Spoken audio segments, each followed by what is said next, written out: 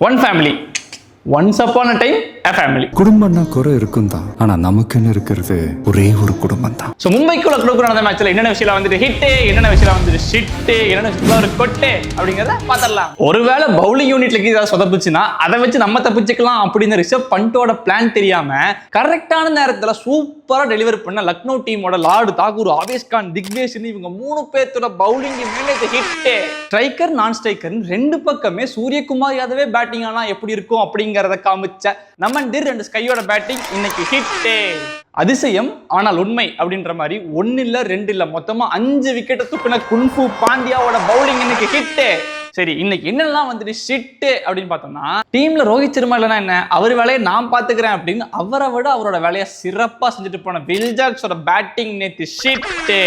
2020 உள்ள இருந்து எல்லா ஃபீல்டரையும் கரெக்டா எண்ணிட்டு ஒரு பால கூட ஆடாம விட்ட என் தலைமை கேதார் ஜாதவையே நாங்க ரிட்டையர் கட்லாம் வந்துட்டு ஆக சொன்னதே கிடையாது. ஆனா இவங்க டீமோட ஸ்ட்ரைக் பேட்ஸ்மேனான திலக் வர்மாவையே ரிட்டையர் ஆக சொன்ன அந்த பிளான் நேத்து ஷிட்டு.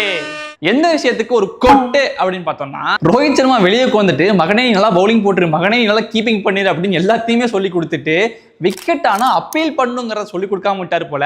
அப்பீல் பண்ணியிருந்தா விக்கெட் கிடைச்சிருக்கும், அப்பயே மேட்ச் முடிஞ்சிருக்கும். அதை அப்பீல் பண்ணாம விட்ட மும்பை டீமுக்கு ஒரு கொட்டு. ரிஷப் பண்ட் லக்னோவோட ஓனர் கோயிங்கா கிட்ட இவர் ஏற்கனவே வாங்கின கொட்டுல மெடலாபலம் கிட்ட கலங்கியே போயிருக்கும். ஆனால் நம்ம பங்குக்கு நம்ம ஏதாவது பண்ணுமே. மொத்தமா 27 கோடி வாங்கிட்டு 27 ரன்னு கூட அடிக்காம இன்னும் சுத்திக்கிட்டு இருக்க ரிஷப் பண்ட்டுக்கு ஒரு கொட்டு. சோ இந்த மேட்ச்ல உங்களுக்கு எந்தெந்த விஷயம் வந்துட்டு ஹிட்டு, எந்தெந்த விஷயம் வந்துட்டு ஷிட்டு, எந்தெந்த விஷயத்துல ஒரு கொட்டு அப்படிங்கறத கமெண்ட் பண்ணுங்க.